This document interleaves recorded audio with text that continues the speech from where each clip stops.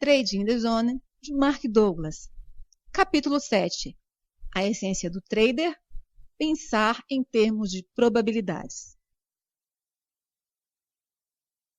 O que significa exatamente pensar em termos de probabilidades e por que isso é tão importante para o sucesso sustentado de um trader?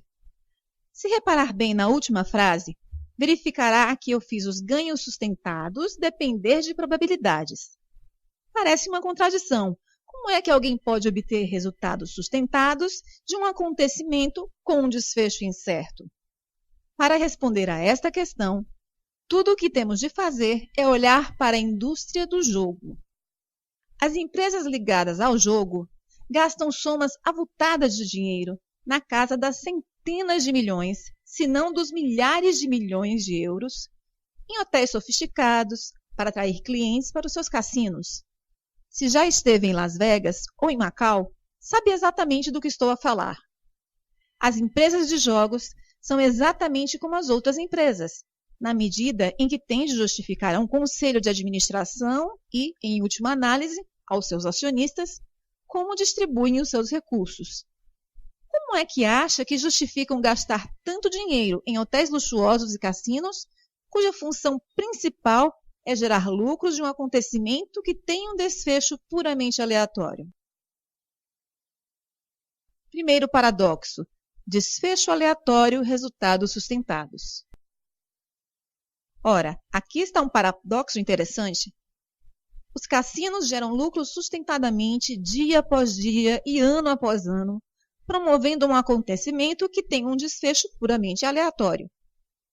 Simultaneamente, a maioria dos traders acredita que o comportamento do mercado não conduz a desfechos aleatórios, embora não consigam gerar lucros sustentados com tanta facilidade. Não deveria um desfecho não aleatório produzir resultados sustentados e um desfecho aleatório produzir resultados não sustentados?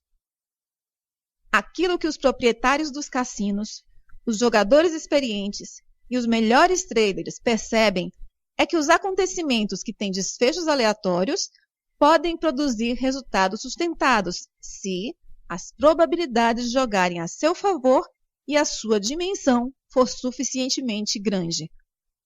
O trader menos experiente não consegue perceber isso, ao contrário dos melhores traders, que encaram o trading como uma loteria, semelhante à forma como os cassinos e os jogadores profissionais encaram o jogo. Olhemos, por exemplo, para o blackjack. No blackjack, os cassinos têm aproximadamente uma vantagem de 4,5% sobre o jogador, com base nas regras do jogo aceitas pelos jogadores. Isso significa que, no universo de todos os jogadores, o cassino irá gerar lucros líquidos de 4,5 cêntimos para cada euro apostado no jogo. Esta média de 4,5 cêntimos tem em conta todos os jogadores, os que perderam muito e todos os outros. Ao fim de um dia, uma semana, um mês ou um ano, o cassino arrecada sempre para si aproximadamente 4,5% do valor total jogado.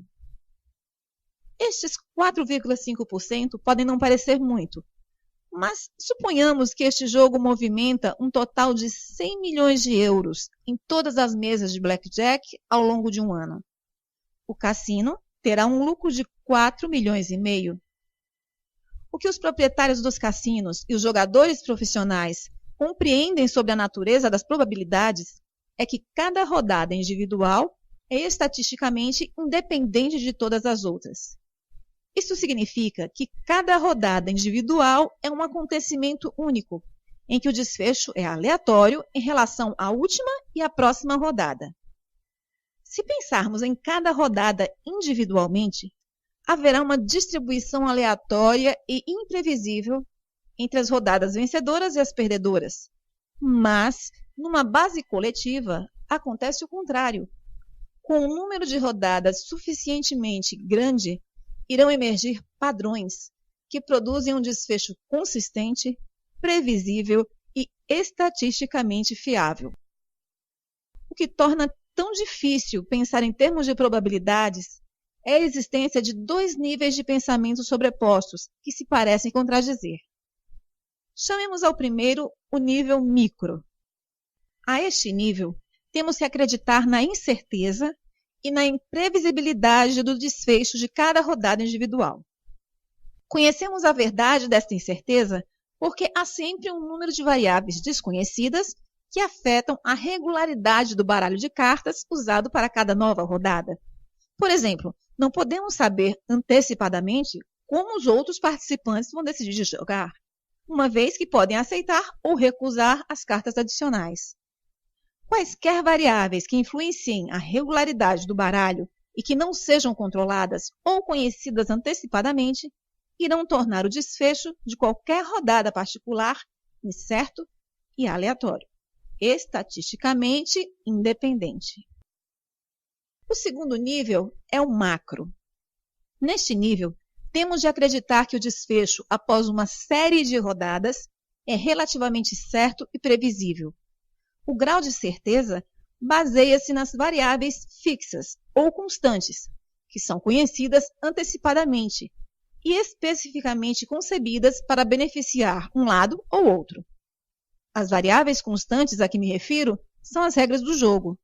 Assim, muito embora não seja possível saber antecipadamente a sequência de vitórias e derrotas, podemos estar relativamente certos de que, se forem jogadas rodadas suficientes, o lado para quem tenda a vantagem vai acabar com mais vitórias do que derrotas. O grau de certeza depende do modelo inicial patente nas regras do jogo. É a capacidade de acreditar na imprevisibilidade do jogo ao nível micro e, simultaneamente, acreditar na previsibilidade do jogo ao nível macro que torna o cassino e o jogador profissional eficazes e bem-sucedidos naquilo que fazem. A sua convicção quanto à singularidade de cada rodada impede-os de se envolverem no esforço inútil de tentar prever o desfecho de cada rodada individual. Aprendem e aceitam completamente o fato de que não sabem o que vai acontecer a seguir. Mais importante, não precisam de o saber para ganhar dinheiro consistentemente. Como não têm que saber o que vai acontecer a seguir, não atribuem qualquer significado especial a cada rodada individual, a cada volta da roleta ou a cada lançamento de dados. Por outras palavras, não ficam expectantes com o que vai acontecer, nem pressionam os seus egos para terem de estar certos. Como resultado, é mais fácil concentrarem-se em manter as probabilidades a seu favor e jogar sem erros, o que, por sua vez, os torna menos suscetíveis de cometerem erros que podem sair caros. Descontraem porque apenas se empenham em deixarem as suas probabilidades esgotarem-se, sabendo que se os modelos forem bons e a dimensão grande o suficiente, então irão sair vencedores no final. Os melhores traders usam a mesma estratégia de pensamento. Não só isto funciona em seu benefício, mas a dinâmica elementar que suporta a necessidade de tal estratégia é exatamente a mesma no trading e no jogo. Uma simples comparação entre as duas irá demonstrá-lo muito claramente. Primeiro, o trader, o jogador e o cassino estão todos a lidar com variáveis conhecidas e desconhecidas, que influenciam o desfecho de cada posição ou jogo. No jogo, as variáveis conhecidas são as regras do jogo. No trading, as variáveis conhecidas, da perspectiva de cada trader individual, são os resultados da sua análise de mercado. A análise de mercado encontra padrões comportamentais nas ações coletivas de todos os que participam num determinado mercado. Sabemos que as pessoas irão agir do mesmo modo em condições e circunstâncias semelhantes, repetidamente, produzindo padrões de comportamento observáveis e mensuráveis. Similarmente, grupos de pessoas a interagir uns com os outros, dia após dia, semana após semana, também produzem padrões comportamentais que se repetem. Estes padrões comportamentais coletivos podem ser descobertos e subsequentemente identificados usando ferramentas analíticas, como as linhas de tendência ou os osciladores, por exemplo, que estão disponíveis para qualquer trader. Cada ferramenta analítica recorre a um conjunto de critérios para definir os limites de cada padrão comportamental identificado. O conjunto de critérios e os limites identificados são as variáveis de mercado conhecidas pelo trader. Estão para o trader individual, como as regras do jogo estão para o cassino e para o jogador.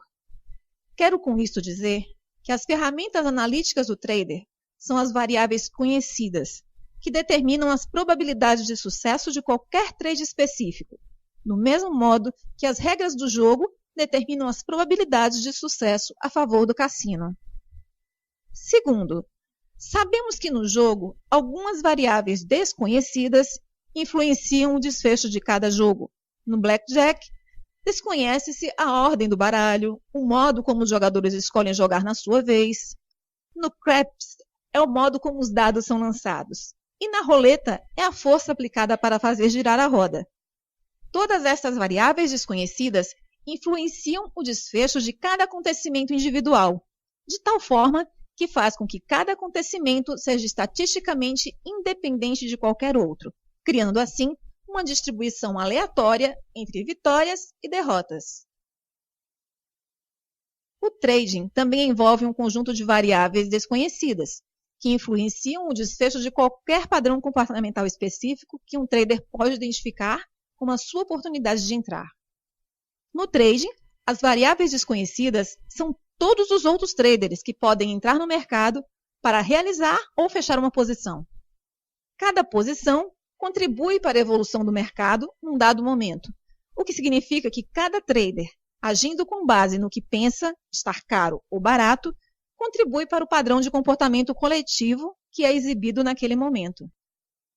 Se for possível identificar um padrão e se as variáveis usadas para definir aquele padrão corresponderem à definição de um sinal positivo para um trader em particular, então podemos dizer que o mercado está a oferecer ao trader uma oportunidade para comprar em baixa ou vender em alta. Suponhamos que o trader agarra a oportunidade e realiza o trade.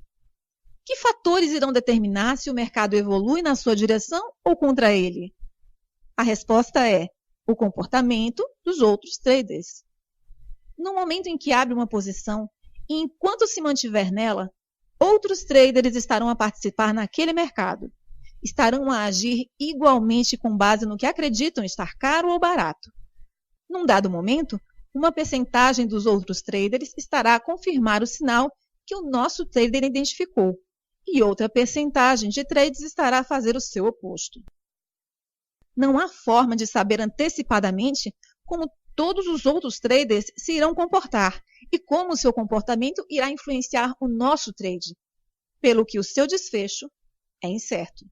O fato é que o desfecho de qualquer trade é sempre influenciado pelo comportamento subsequente de outros traders ativos no mercado, tornando incerto o desfecho de todos os trades.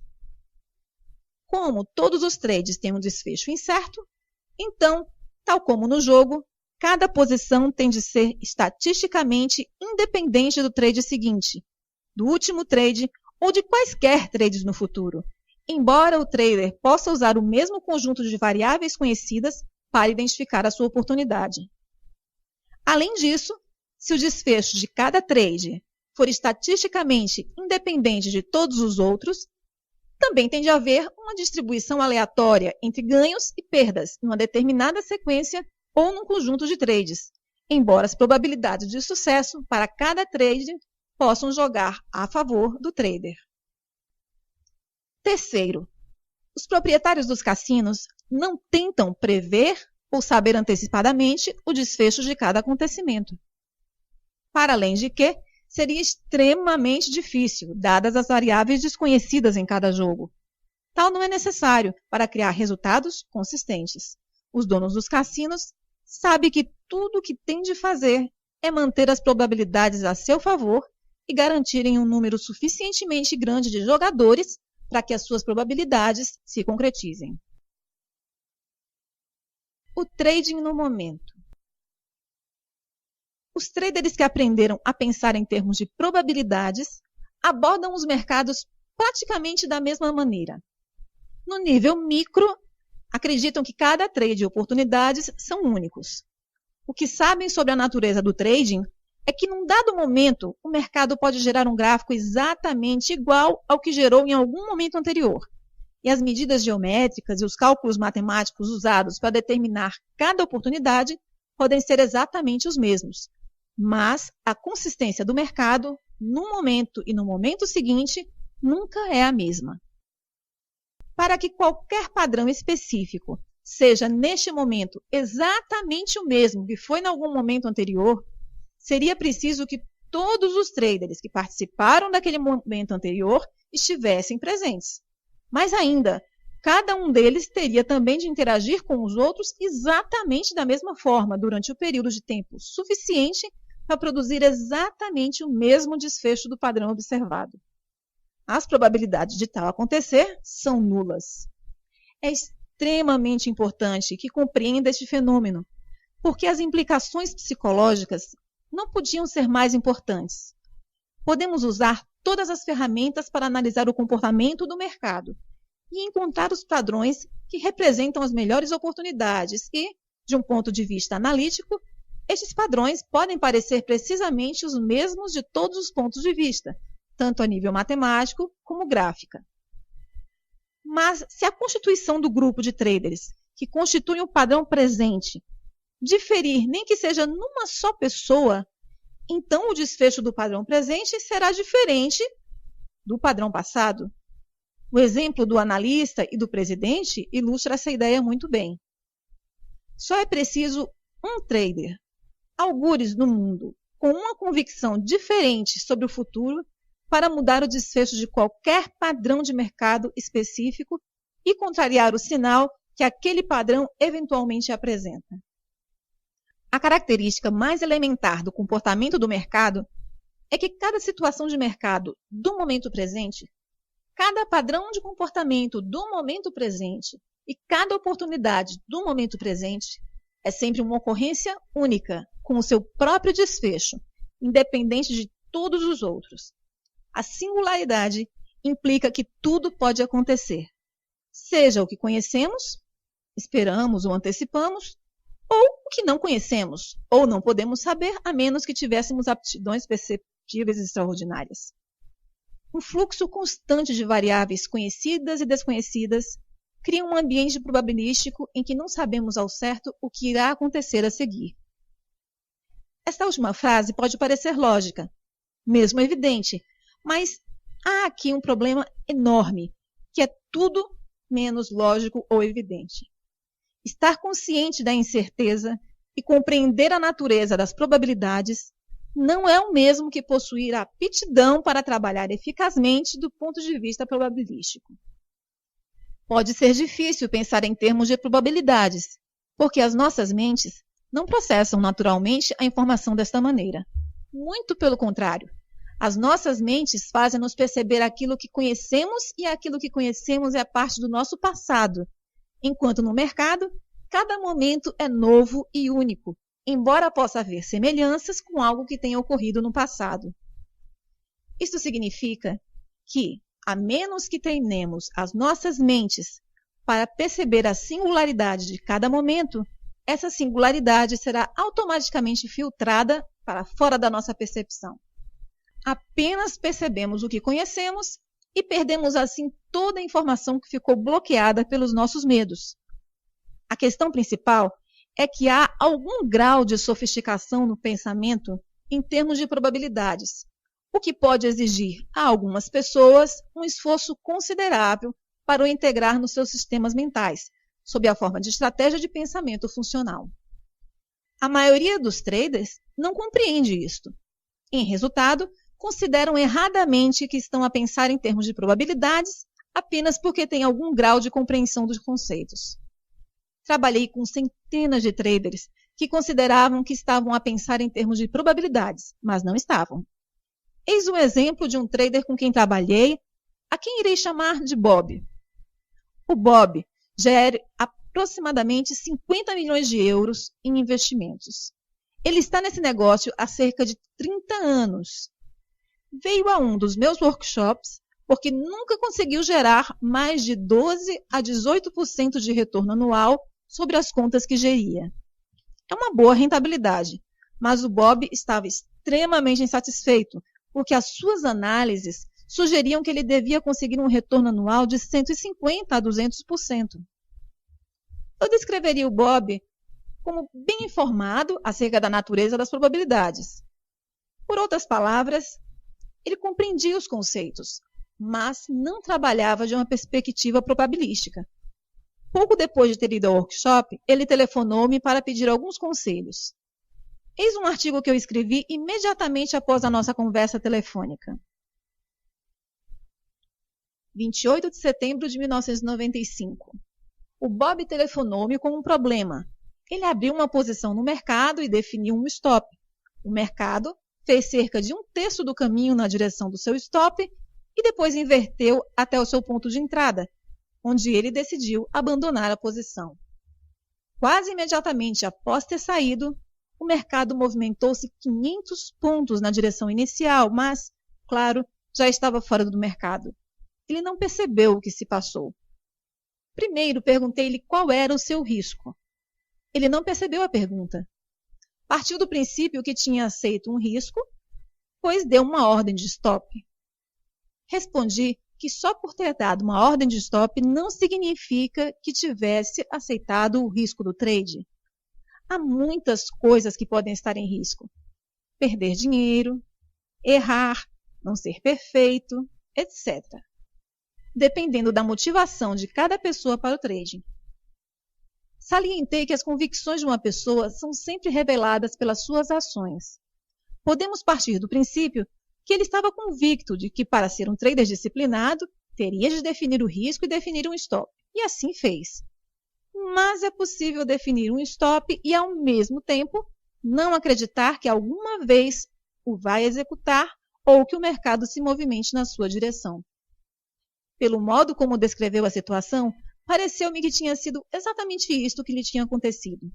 Quando realizou o trade, não acreditava que o seu stop ia ser atingido, nem que o mercado iria na sua direção. De fato, estava tão inflexível quanto a isto, que quando o mercado regressou ao seu ponto de entrada, ele fechou a posição para punir o mercado com uma atitude de "vou mostrar-te quem é que manda". Depois de ele ter chamado a atenção para isto, ele disse que esta fora exatamente a atitude que teve quando fechou a posição. Disse que tinha estado à espera desse trade durante semanas e quando o mercado finalmente o permitiu, ele pensou que iria imediatamente inverter. Respondi, lembrando-o que devia olhar para essa experiência como reveladora do caminho para algo que ele tem de aprender. Um pré-requisito para pensar em termos de probabilidades é aceitar o risco, porque se assim não for, não iremos enfrentar a hipótese de não o aceitar, se e quando ele se concretizar. Quando tiver treinado a sua mente para pensar em probabilidades, significa que aceitou completamente todas as hipóteses, sem resistência ou conflito interno, e que se esforça para ter em conta as forças desconhecidas. Pensar deste modo é praticamente impossível, a menos que tenha feito o trabalho mental necessário para deixar de pensar na necessidade de saber o que vai acontecer a seguir ou na necessidade de acertar em cada trade. De fato, o grau com que pensa que sabe, parte do princípio que sabe ou, de alguma maneira, acredita que sabe o que vai acontecer a seguir, é equivalente ao seu grau de fracasso como trader. Os traders que aprenderam a pensar em termos de probabilidades estão confiantes no seu sucesso, porque empenham-se em agarrar cada trade que corresponda à oportunidade que identificam. Não selecionam cuidadosamente as oportunidades, pois partem do princípio ou acreditam que vão funcionar. Nem evitam as oportunidades que, seja por que razão for, partem do princípio ou acreditam que não irão funcionar. Se o fizessem, estariam a contrariar a sua convicção de que a situação do momento presente é sempre única, criando uma distribuição aleatória entre ganhos e perdas. Aprenderam arduamente que não sabem antecipadamente quais as oportunidades que irão funcionar e quais as que não irão. Deixam então de tentar prever desfechos e descobrem que, ao agarrar todas as oportunidades, estão a aumentar o volume dos seus trades, o que, por sua vez, aumenta a probabilidade de terem um desfecho favorável, tal como nos cassinos. Por outro lado, Porque pensa que os traders que não são bem-sucedidos são obcecados com a análise de mercado. Eles anseiam pela sensação de certeza e segurança que a análise lhes parece dar. Embora poucos o admitam, a verdade é que o trader comum quer acertar em todos os trades. Tenta desesperadamente criar certezas onde ela simplesmente não existe. A ironia é que se ele aceitasse completamente o fato de que a certeza não existe, iria criar a certeza porque anseia. Iria ter a certeza de que a certeza não existe. Quando se aceita a incerteza de cada posição e a singularidade de cada momento, termina nossa frustração com o trading. Além disso, deixamos de estar vulneráveis aos erros que reduzem a nossa capacidade de sermos consistentes e destroem a nossa autoconfiança. Por exemplo, não definir o risco antes de abrir uma posição é de longe o mais comum de todos os erros de trading. Considerando o fato de que tudo pode acontecer, não faria sentido determinar como o mercado tem de estar antes de executar um trade para saber se a sua oportunidade está a funcionar ou não. Assim, por que é que o trader comum não decide fazê-lo ou fazê-lo sempre? Já dei a resposta no capítulo anterior, mas há mais a dizer sobre isto e também há uma lógica complicada envolvida. No entanto, a resposta é simples. O trader comum não predefine o risco ao abrir uma posição porque acredita não ser necessário. E acha que não é necessário porque acredita que sabe o que vai acontecer a seguir. E a razão por que acredita que sabe o que vai acontecer a seguir é porque não abre uma posição até estar convencido de que está certo. No ponto em que estiver convencido que o trade será ganhador, já não é necessário definir o risco, porque se ele está certo, deixa de haver risco. Os traders comuns fazem o exercício de se convencerem que estão certos antes de abrirem uma posição, porque a alternativa, estar errado, é simplesmente inaceitável. Lembre-se que as nossas mentes estão programadas para associar. Em resultado disso, estar errado em qualquer trade específico pode estar associado a qualquer outra experiência na vida de um trader em que tenha errado. A implicação é que qualquer trade pode facilmente lançá-lo para a angústia acumulada de todas as vezes em que ele já esteve errado ao longo da sua vida. Dada a enorme acumulação de energia negativa por resolver que existe na maioria das pessoas a envolver o significado de estar errado, é fácil perceber por que é que cada trade pode literalmente adquirir um significado de uma situação de vida ou de morte. Assim, para o trader comum determinar como o mercado tem de parecer ou soar para lhe dizer que um trade não está a funcionar, iria criar um dilema irreconciliável. Por um lado, ele quer desesperadamente ganhar, e a única forma de ganhar é participando. Mas a única forma de participar é se tiver a certeza de que o trade vai ser bom. Por outro lado, se ele definir o risco, está a reunir deliberadamente argumentos que vão negar algo do que já se tinha convencido. Ele estará a contrariar o processo de tomada de decisão que implementou para se convencer a si mesmo que o trade irá funcionar. Se expusesse às informações contraditórias, tal iria gerar dúvidas sobre a viabilidade do trade. Se se permitir duvidar, é muito improvável que entre. Se não abrir uma posição e esta se revelar ganhadora, ficará numa extrema agonia. Para algumas pessoas, nada magoa mais do que uma oportunidade perdida devido à insegurança. Para o trader comum, a única saída deste dilema psicológico é ignorar o risco e continuar convencido que o trade é bom. Se esta situação lhe parece familiar, pense nisto. Quando se está a convencer a si mesmo que está certo, o que está a dizer a si próprio? Eu sei quem está neste mercado e quem está prestes a entrar, sei o que pensam. Além disso, conheço a capacidade de cada um para agir e com esta informação sou capaz de determinar como as ações de cada uma dessas pessoas irá afetar o movimento dos preços coletivos daqui a 1 segundo, 1 minuto, 1 hora, 1 dia, 1 semana. Olhando dessa perspectiva, para o processo de se convencer a si mesmo que está certo, parece um pouco absurdo, não é? Para os traders que aprenderam a pensar em termos de probabilidades, não há dilema. Predefinir o risco não levanta problemas a estes traders, porque não fazem trading de uma perspectiva do certo ou errado. Aprenderam que o trading não tem nada a ver com estar certo ou errado. Em resultado, não sentem os riscos do trading da mesma maneira que os traders comuns. Qualquer um dos melhores traders, os que pensam em termos de probabilidades, pode ter tanta energia negativa em torno do significado de estar errado quanto o trader comum. Mas desde que definam legitimamente o trade como um jogo de probabilidades, as suas reações emocionais ao resultado de qualquer trade são equivalentes ao modo como o trader comum se iria sentir ao atirar ao ar uma moeda, pedir cara e sair coroa. Uma previsão incorreta, embora para a maioria das pessoas, errar na previsão de sair cara ou coroa não lhes despertará a dor emocional acumulada por todas as vezes nas suas vidas em que estiveram erradas. Por quê? A maioria das pessoas sabe que o resultado de atirar uma moeda ao ar é puramente aleatório. Se acreditarmos que o resultado é aleatório, então esperamos naturalmente um resultado aleatório. A aleatoriedade implica pelo menos algum grau de incerteza. Assim, quando acreditamos num resultado aleatório, há uma aceitação implícita de que não sabemos qual vai ser o resultado. Quando aceitamos antes de um acontecimento que não sabemos como ele irá se desenrolar, essa aceitação tem o efeito de manter as nossas expectativas neutras e sem restrições. Agora estamos a concentrar-nos no âmago daquilo que aflige o trader comum.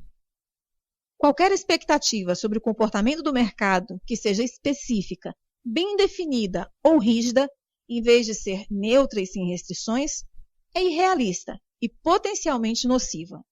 Se cada momento do mercado é único e tudo é possível, então qualquer expectativa que não reflita essas características livres de restrições é irrealista.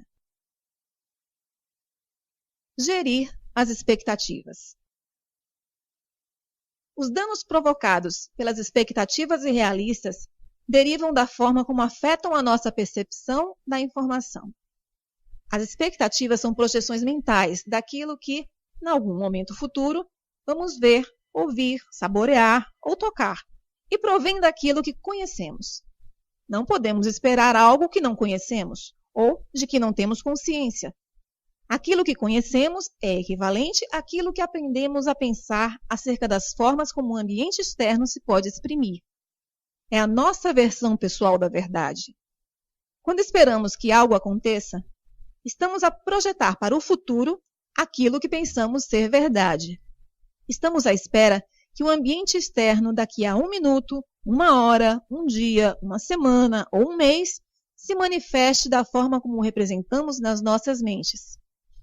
Temos de ser cuidadosos quanto ao que projetamos para o futuro, porque nada é capaz de criar maior infelicidade e sofrimento emocional do que uma expectativa não correspondida. Quando os acontecimentos se dão exatamente como esperamos, como nos sentimos? A resposta é geralmente muito bem, o que inclui, entre outras, a sensação de felicidade, alegria, satisfação e bem-estar. A menos, é claro, que se concretize algo terrível, porque tenhamos esperado. Inversamente, como nos sentimos quando as nossas expectativas não se concretizam? A resposta universal é dor emocional. Todos experimentamos algum grau de ira, ressentimento, desespero, pesar, desilusão, insatisfação ou traição quando o ambiente não se revela exatamente como esperávamos, a menos, é claro, que sejamos surpreendidos por algo que se revele melhor do que imaginamos. É aqui que nos deparamos com problemas. Como as nossas expectativas provêm daquilo que conhecemos, esperamos, naturalmente, que o que pensamos conhecer esteja certo. Assim, já não estamos no estado mental neutro ou aberto. E não é difícil compreender por quê. Se achamos que nos vamos sentir tranquilos, se o mercado se comportar como esperamos, ou sentir ameaçados se fizer o contrário, então não estamos no estado mental neutro ou aberto. Muito pelo contrário, o poder da convicção que alimenta a expectativa fará com que percebamos sinais do mercado de forma a confirmar aquilo que esperamos. Naturalmente, gostamos de nos sentir bem.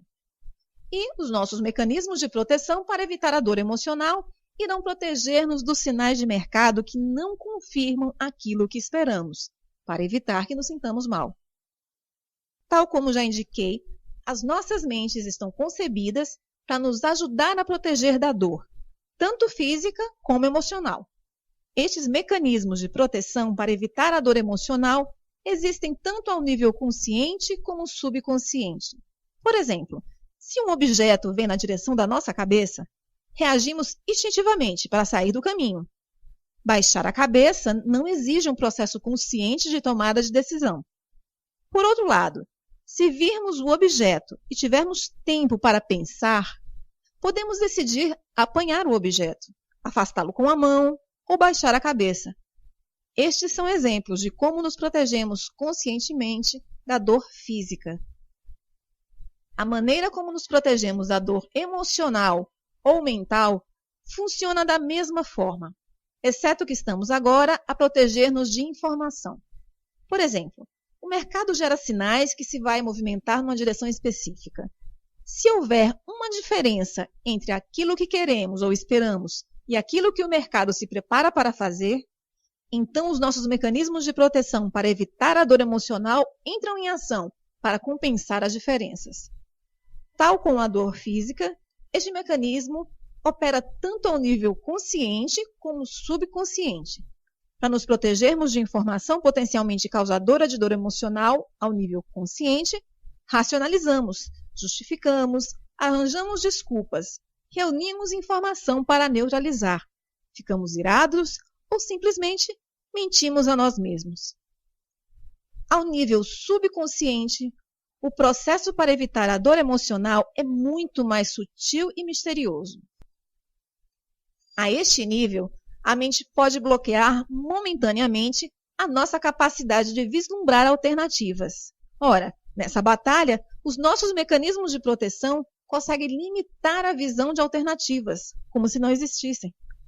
Para ilustrar este fenômeno, recorro a um exemplo já referido. Estamos num trade em que o mercado se movimenta contra nós. De fato, o mercado criou uma tendência na direção oposta àquilo que esperamos. Normalmente, não teríamos problemas em identificar ou perceber este padrão, não fosse o fato de o mercado estar a se movimentar contra nós. Neste caso, o padrão torna-se irrelevante, invisível, porque é-nos difícil reconhecê-lo. Para evitar a dor emocional, estreitamos o nosso foco e concentramos-nos na informação que nos protege dela, independentemente do quão insignificante ou limitada seja.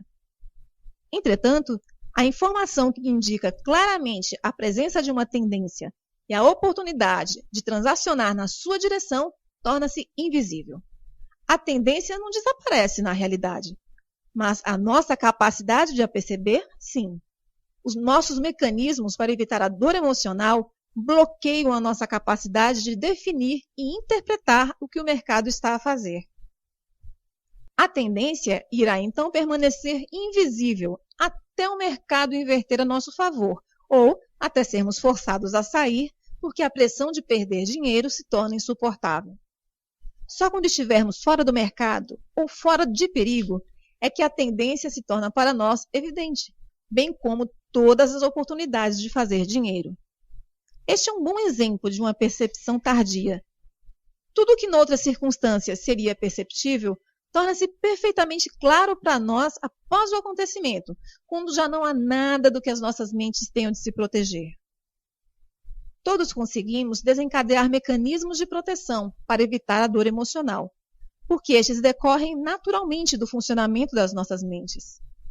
Pode haver alturas em que nos estejamos a proteger a nós mesmos de situações que trazem à superfície feridas emocionais ou traumas firmemente implantados que não estamos preparados para enfrentar ou para os quais não temos as aptidões ou recursos adequados para lidar. Nestes casos, os nossos mecanismos naturais estão a prestar-nos um bom serviço, pois frequentemente os nossos mecanismos de defesa só nos protegem da informação que indica que as nossas expectativas não correspondem ao que o ambiente nos pode dar. É aqui que os nossos mecanismos de proteção para evitar a dor emocional nos prestam um mau serviço, especialmente enquanto traders.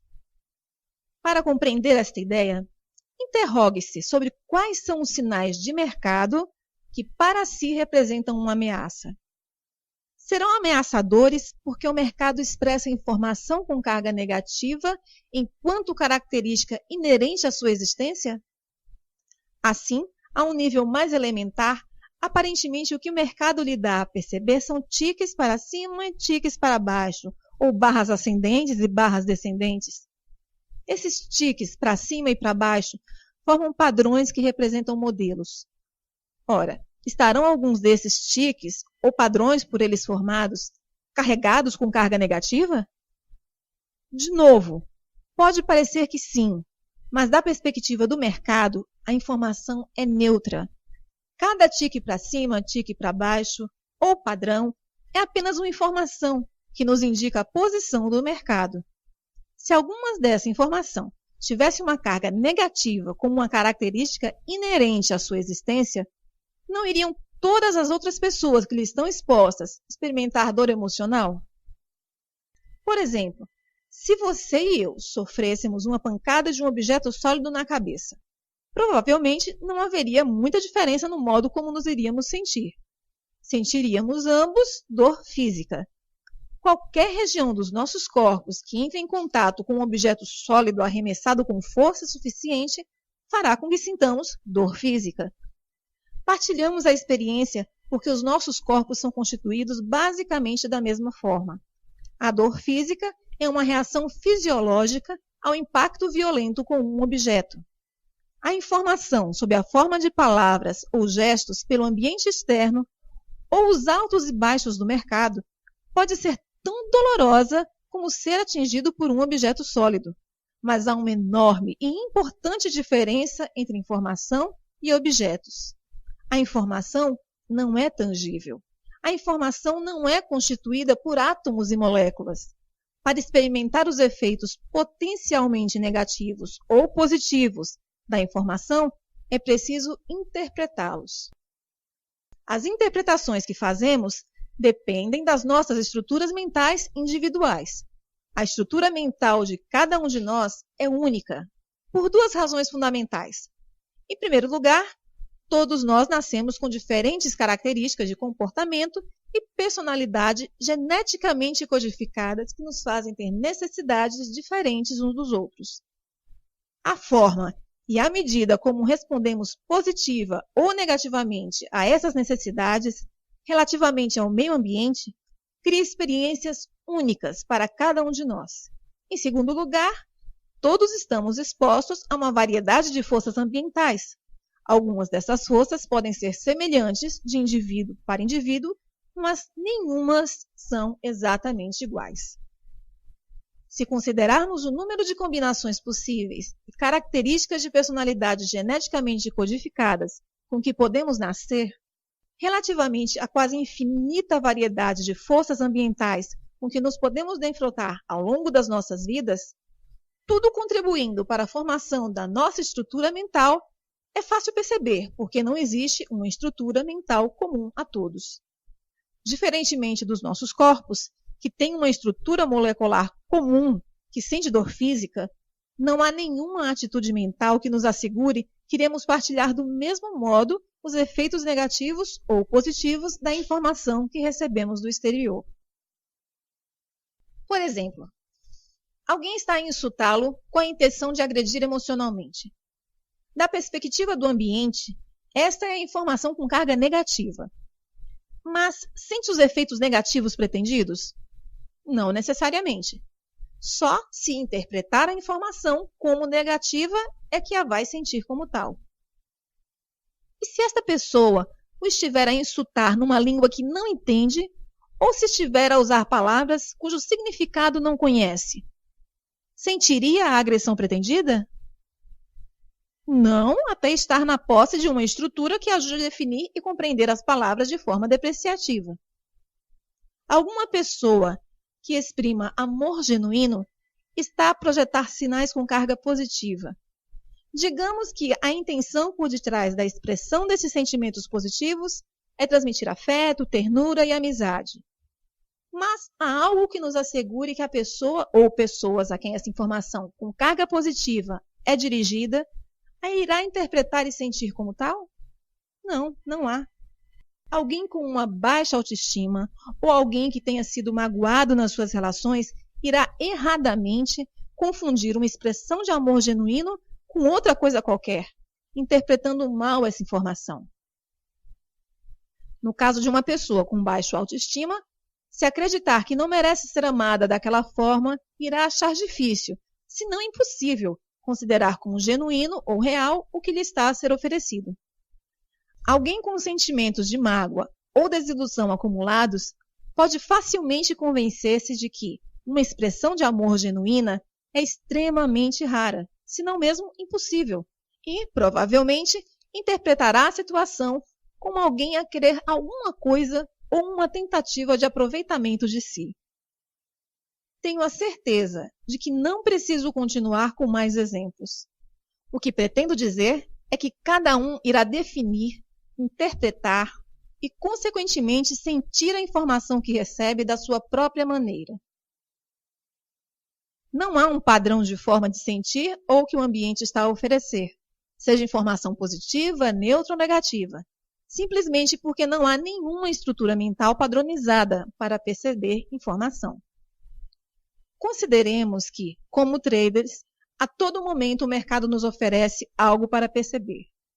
Num sentido, poderíamos dizer que o mercado está a comunicar-se conosco. Se partirmos da premissa de que o mercado não gera informação com carga negativa como característica inerente à sua existência, podemos então colocar a seguinte questão: o que faz com que a informação assuma uma qualidade negativa? Por outras palavras, de onde vem exatamente a ameaça? Se não vem do mercado, então tem de vir da forma como definimos e interpretamos os seus sinais. O modo de definir e interpretar a informação está associado àquilo que achamos que sabemos, ou daquilo que acreditamos ser verdade. Se aquilo que sabemos ou em que acreditamos for de fato verdade, e não iríamos acreditar se não o fosse, então, quando nos projetamos para algum momento futuro, sob a forma de expectativa, esperamos naturalmente estarmos certos. Quando esperamos estar certos, qualquer informação que não confirme a nossa versão da verdade torna-se automaticamente uma fonte de ameaça. Qualquer informação que tenha o potencial de ser ameaçadora também tem o potencial para ser bloqueada, distorcida ou a sua importância diminuída pelos nossos mecanismos de proteção para evitar a dor emocional.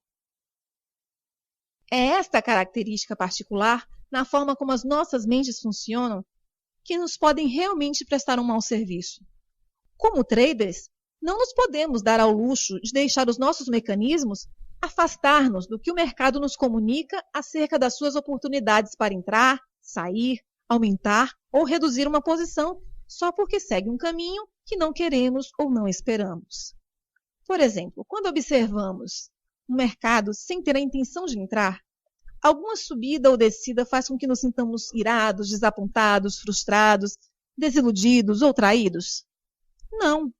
A razão é que não está nada em jogo. Estamos simplesmente a observar a informação que nos diz onde está o mercado naquele momento. Se os altos e baixos que observamos formarem algum tipo de padrão comportamental que identificamos, não o reconhecemos imediatamente. Sim, pela mesma razão. Não está nada em jogo. Não está nada em jogo porque não há expectativa. Não projetou no futuro o que acredita, considera ou pensa saber sobre aquele mercado em um determinado momento no futuro. Em resultado, não há nada para acertar ou errar, pelo que a informação não tem capacidade para ser ameaçadora ou ganhar carga negativa. Sem expectativa específica, não coloca limites ao comportamento do mercado. Sem barreiras mentais, estará disposto a perceber tudo o que aprendeu sobre a natureza e a forma como o mercado se movimenta, Não há nada para os seus mecanismos de proteção para evitar a dor emocional excluírem ou distorcerem para o proteger. Nos meus workshops, peço sempre aos participantes para resolverem o seguinte paradoxo fundamental do trading. De que forma um trader tem que aprender a ser simultaneamente rígido e flexível? A resposta é: temos de ser rígidos nas nossas regras e flexíveis nas nossas expectativas. Temos que ser rígidos nas nossas regras para adquirirmos uma sensação de autoconfiança que nos proteja num ambiente com poucos limites, se é que tem alguns. E temos de ser flexíveis nas nossas expectativas para podermos perceber, com o maior grau possível de lucidez e objetividade, os sinais do mercado. Neste ponto, provavelmente nem é preciso dizer que o trader comum faz exatamente o oposto. É flexível nas regras e rígido nas expectativas. Curiosamente, quanto mais rígida é a expectativa, mais ele tem que adaptar, violar ou quebrar as suas regras para servir a sua relutância em desistir daquilo que quer a favor daquilo que o mercado está a oferecer. Eliminar o risco emocional. Para eliminar o risco emocional do trading, é preciso neutralizar as expectativas quanto ao comportamento do mercado num dado momento ou numa determinada situação. Para o fazer, tem de estar disposto a pensar a partir da perspectiva do mercado. Lembre-se que o mercado comunica com base em probabilidades. Do ponto de vista coletivo, a sua estratégia pode parecer perfeita, mas ao nível individual, cada trader tem potencial para agir como uma força sobre o movimento de preços que contraria o resultado positivo da sua estratégia. Para pensar em termos de probabilidades, temos de criar uma atitude mental coerente com os princípios fundamentais de um ambiente probabilístico. Uma atitude mental probabilística, no contexto do trading, consiste em 5 verdades fundamentais. 1. Tudo pode acontecer. 2. Para ganhar dinheiro, não precisamos saber o que vai acontecer a seguir. 3. Há uma distribuição aleatória entre ganhos e perdas num determinado conjunto de variáveis que definem uma oportunidade. 4. Uma oportunidade não é mais do que uma probabilidade maior da ocorrência de um acontecimento do que outro. 5. Cada momento no mercado é único. Lembre-se que a sua vulnerabilidade para sentir dor emocional vem da forma como define e interpreta os sinais do mercado. Quando adota estas 5 verdades, as suas expectativas irão estar sempre em sincronia com as realidades psicológicas do mercado. Com as expectativas adequadas, irá eliminar a sua disponibilidade para definir e interpretar os sinais do mercado como ameaçadores, e com isso, neutralizar eficazmente o risco emocional do trading. A ideia é desenvolver um estado mental despreocupado, que aceite completamente o fato de que há sempre forças desconhecidas a operar no mercado. Quando tornamos estas verdades partes funcionais do nosso sistema de convicções, a parte racional da nossa mente irá defender essas verdades, do mesmo modo que defende qualquer outra convicção que tenhamos sobre a natureza do trading. Isso significa que, pelo menos a um nível racional, a nossa mente irá defender-se automaticamente da ideia ou do pressuposto de que sabe o que vai acontecer a seguir.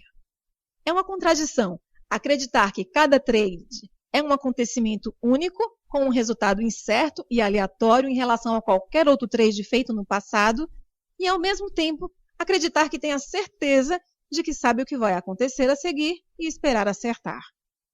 Se realmente acredita num resultado incerto, então também espera que tudo possa acontecer. Dito de outra forma, no momento em que deixa sua mente agarrar-se à noção de que sabe, deixe de considerar as variáveis desconhecidas. A sua mente não o deixará agir, vendo outras alternativas. Se acredita que sabe, o momento deixa de ser único. Se o momento não for único, tudo passa a ser conhecido, ou seja, deixa de haver algo a descobrir. No entanto, No momento em que deixar de se preocupar com o que não sabe ou não pode saber sobre o mercado, em vez de perceber o que o mercado está a oferecer, fica vulnerável a todos os erros típicos de trading. Por exemplo, se acredita num resultado incerto, alguma vez iria considerar a hipótese de abrir uma posição sem definir o risco previamente? Iria alguma vez hesitar em reduzir uma perda? E então, os erros de trading, como agir precipitadamente? Como poderia antecipar um sinal que o mercado ainda não deu se não estivesse convencido que iria deixar passar a oportunidade? Por que é que iria deixar uma posição ganhadora tornar-se perdedora ou não ter uma forma sistemática de encaixar ganhos se não estivesse convencido que o mercado flui indefinidamente na sua direção? Por que é que iria hesitar em abrir uma posição a menos que estivesse convencido de que iria perder quando o mercado estava no seu ponto original de entrada? Por que é que iria quebrar as suas regras transacionando uma quantia demasiado elevada em relação ao seu capital ou tolerância emocional para suportar uma perda se não estivesse absolutamente certo de que tinha algo assegurado? Finalmente, se realmente acredita numa distribuição aleatória entre ganhos e perdas, poderia alguma vez sentir-se traído pelo mercado? Se lançasse uma moeda ao ar e acertasse no que iria sair, não iria necessariamente esperar acertar no lançamento seguinte, simplesmente porque acertou no último, e vice-versa. Como acredita numa distribuição aleatória entre a sequência de caras e coroas, as suas expectativas estariam perfeitamente alinhadas com a realidade da situação. Iria certamente gostar de acertar, e se acertasse seria ótimo. Mas se estivesse errado, não se iria sentir traído pelo lançamento da moeda, porque sabe e aceita que há variáveis desconhecidas em jogo que afetam o resultado. Desconhecidas significa algo que o nosso processo de pensamento racional não consegue identificar antes do lançamento da moeda, exceto aceitar completamente algo que não conhece. Em resultado, há poucas probabilidades, se é que há alguma, de sentir o tipo de dor emocional que surge quando nos sentimos traídos. Como traders, quando estamos à espera de um resultado aleatório, ficaremos sempre um pouco surpreendidos com algo que o mercado faz, mesmo que tal corresponda exatamente à concretização da oportunidade que identificamos e acabemos com um trade ganhador. No entanto, esperar um resultado aleatório não significa que não possamos usar totalmente as nossas aptidões de raciocínio e analíticas para projetar um resultado, ou que não possamos tentar adivinhar o que vai acontecer, ou ter um pressentimento sobre algo. Podemos. Além disso, podemos até acertar num caso ou noutro. Simplesmente não podemos esperar estar certos. E se estivermos certos, não podemos esperar que algo que tenha funcionado da última vez funcione novamente na próxima vez, embora a situação possa parecer exatamente a mesma. Qualquer coisa que percebamos agora no mercado nunca irá ser exatamente igual a uma experiência anterior. Mas isso não significa que a sua mente, como uma característica natural do modo como funciona, não tente tornar as duas idênticas. Haverá semelhanças entre o momento presente e algo que sabemos do passado. Mas essas semelhanças só nos dão algo com que trabalhar, virando as probabilidades de sucesso a nosso favor. Se abordarmos o trading como se não soubermos o que irá acontecer a seguir, iremos contornar a inclinação natural da nossa mente para tornar o momento presente idêntico a alguma experiência anterior. Por muito pouco natural que pareça, podemos deixar alguma experiência anterior, seja negativa ou positiva, ditar o nosso estado de espírito. Se o fizermos, será muito difícil, se não impossível, perceber os sinais do mercado a partir do seu ponto de vista. Quando abro uma posição, tudo o que espero é que aconteça algo. Independentemente da qualidade do meu sistema, não espero nada mais do que um movimento do mercado. No entanto, há algumas coisas que dou por certas. Sei que, com base no comportamento passado do mercado, as probabilidades de se movimentar na direção da minha posição são boas ou aceitáveis, pelo menos em relação ao que estou disposto a gastar para descobrir se o faz de fato. Também sei, antes de abrir uma posição, quanto estou disposto a deixar o mercado movimentar-se contra a minha posição. Há sempre um ponto em que as probabilidades de sucesso são mínimas em relação ao potencial de ganho. Nesse ponto, não vale a pena gastar mais dinheiro para descobrir se o trade irá funcionar. Se o mercado chega a esse ponto, sei, sem qualquer dúvida, hesitação ou conflito interno, que irei fechar a posição. A perda não cria nenhum dano emocional, porque não interpreto a experiência negativamente. Para mim, as perdas são simplesmente o custo de fazer negócios, ou um montante de dinheiro que preciso de gastar para atingir os trades ganhadores. Se, por outro lado, o trade se revelar ganhador, na maioria dos casos tenho a certeza em que ponto irei realizar os meus ganhos. Se não tiver a certeza, certamente tenho uma ideia bastante concreta. Os melhores traders vivem no momento presente, porque não há estresse. Não há estresse porque não está nada em risco, a não ser o montante de dinheiro que estão dispostos a gastar num trade. Não se esforçam por estarem certos ou por estarem errados, nem para provar nada. Se e quando o mercado lhes disser que as suas convicções não estão a funcionar ou que é a altura de encaixar ganhos, as suas mentes não fazem nada para contrariar essa informação. Aceitam completamente o que o mercado lhes está a dizer e esperam pela oportunidade seguinte.